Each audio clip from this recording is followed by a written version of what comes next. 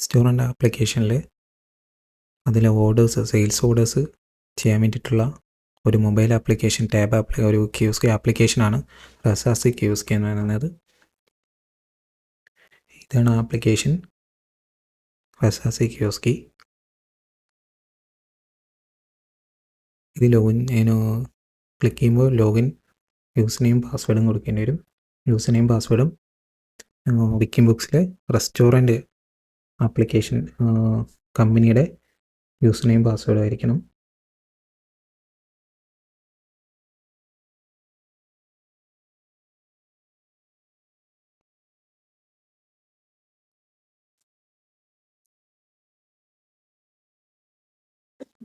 User name പാസ്വേഡും വെച്ച് login ചെയ്തതിനു ശേഷം ഏതാണോ കമ്പനി അത് സെലക്ട് ചെയ്യുക.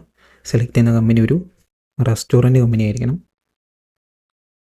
കമ്പനി സെലക്ട് ചെയ്തു. കമ്പനി സെലക്ട് ചെയ്യുമ്പോൾ അതിൻ്റെ ഓപ്ഷൻ ചോദിക്കുന്നുണ്ട്, സെറ്റപ്പ് ചോദിക്കുന്നുണ്ട്. സെറ്റപ്പ് എന്ന് പറയുന്നത് ഈ കിയോസ്ക് എന്ന ഈ ഒരു ആപ്ലിക്കേഷനിൽ ഉള്ള ഇമേജസ്, അതിൻ്റെ ബേസിക് ആയിട്ടുള്ള സെറ്റിങ്സാണ്. ഇവിടെ നമുക്ക് പ്രൊഡക്റ്റിന് ഇമേജ്, പ്രൊഡക്റ്റിൻ്റെ നെയിമിലെല്ലാം സൈസ്, അതിൻ്റെ എങ്ങനെയാണ് അത് കാണുന്നതിൻ്റെ വിസിബിലിറ്റി എങ്ങനെയായിരിക്കണം എന്ന് പറയുന്നത് ഇവിടെ നമുക്ക് സെറ്റപ്പ് ചെയ്യാം.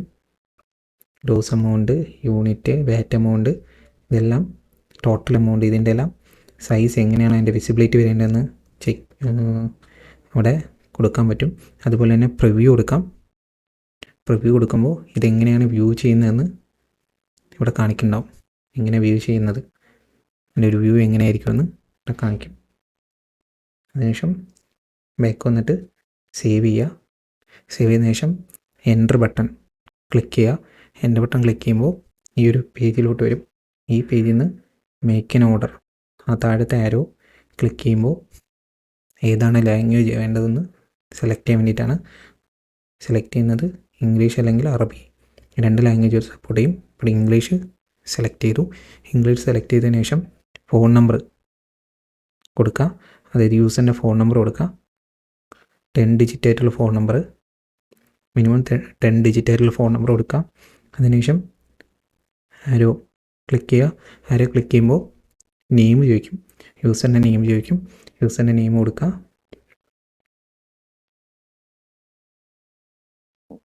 യൂസറിന് നെയിം കൊടുത്തു. അതിനുശേഷം അതിൻ്റെ താഴത്തെ ആരോ ബട്ടൺ ക്ലിക്ക് ചെയ്യുക. ആരോ ബട്ടൺ ക്ലിക്ക് ചെയ്യുമ്പോൾ ഈ പേജിൽ വന്നോളും. ഈ പേജ് ഓർഡറിന് മുമ്പുള്ള പ്രൊഡക്റ്റിൻ്റെ പേജസാണ്, പ്രൊഡക്റ്റ് ലിസ്റ്റാണ്. ഇവിടെ പ്രൊഡക്റ്റ് ഉണ്ട്.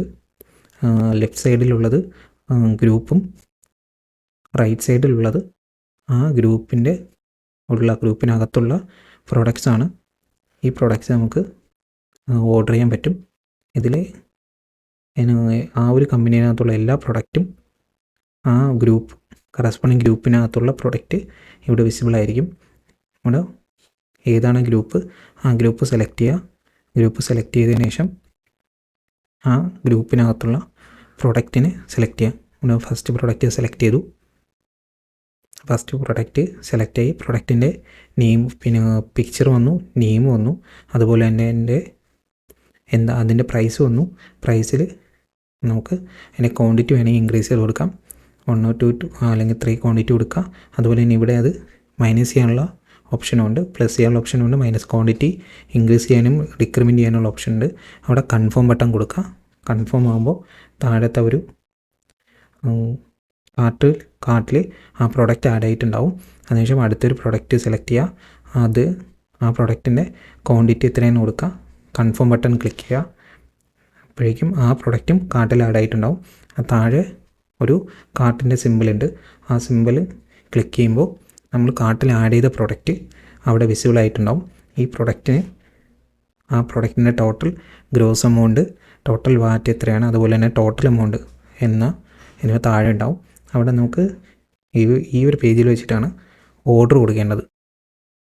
പ്ലേസ് ഓർഡർ കൊടുക്കാം, അല്ലെങ്കിൽ ക്യാൻസൽ ഓർഡർ കൊടുക്കാം. പ്ലേസ് ഓർഡർ കൊടുക്കുമ്പോൾ ഈ രണ്ട് പ്രൊഡക്റ്റിന് ഈ ഒരു സെയിൽസ് ഓർഡർ ഇവിടെ പ്ലേസ്ഡ് ആയിട്ടുണ്ട്. വീണ്ടും ഒരു ഓർഡർ പ്ലേസ് ചെയ്യുന്നുണ്ടെങ്കിൽ വീണ്ടും മേക്ക് എൻ ഓർഡർ കൊടുക്കുക. വീണ്ടും പ്രൊഡക്റ്റ് സെലക്ട് ചെയ്യുക.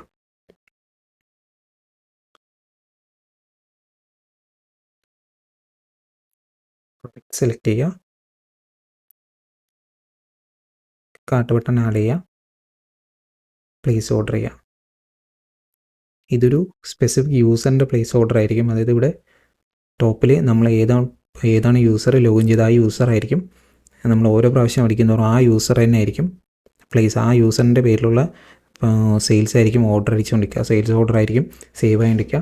വീണ്ടും നമുക്ക് ആ ഓർഡർ വേണ്ടെങ്കിൽ താഴെ ക്യാൻസൽ ഓർഡർ എന്നൊരു ബട്ടൺ ഉണ്ട്. ആ ബട്ടൺ ക്ലിക്ക് ചെയ്യുമ്പോൾ വീണ്ടും ഈ ഒരു ഫ്രണ്ട് പേജിൽ വരും.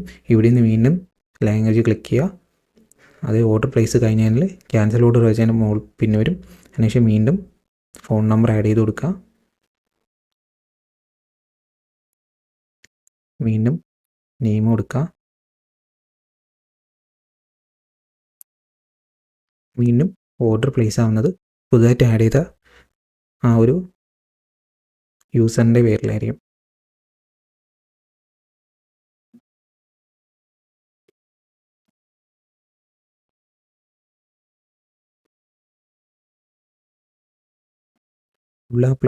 യൂസറിന് ആവശ്യം കഴിഞ്ഞാൽ ഓർഡർ പ്ലേസ് ചെയ്ത് കഴിഞ്ഞാൽ ഐ ആം ഡൺ എന്നൊരു ഓപ്ഷൻ ഉണ്ട്. ഇവിടെ ക്ലിക്ക് ചെയ്യുമ്പോൾ വീണ്ടും ഡാഷ്ബോർഡിൽ വരും. ഈ പേജിൻ്റെ ടോപ്പിലുള്ള ഈ ലോഗോയിൽ ക്ലിക്ക് ചെയ്ത് കഴിഞ്ഞാൽ നമുക്ക് ഈ ഒരു യൂസർ അല്ലെങ്കിൽ ഈ ഒരു ഓർഗനൈസേഷൻ തന്നെ എക്സിറ്റ് ആകാൻ പറ്റും. ഈ ഓർഗനൈസേഷൻ തന്നെ ഇപ്പോൾ ഇത് എക്സിറ്റ് ആയിട്ടുണ്ട്. വീണ്ടും ലോഗിൻ ചെയ്യണമെങ്കിൽ വീണ്ടും ലോഗിൻ ചെയ്യാം.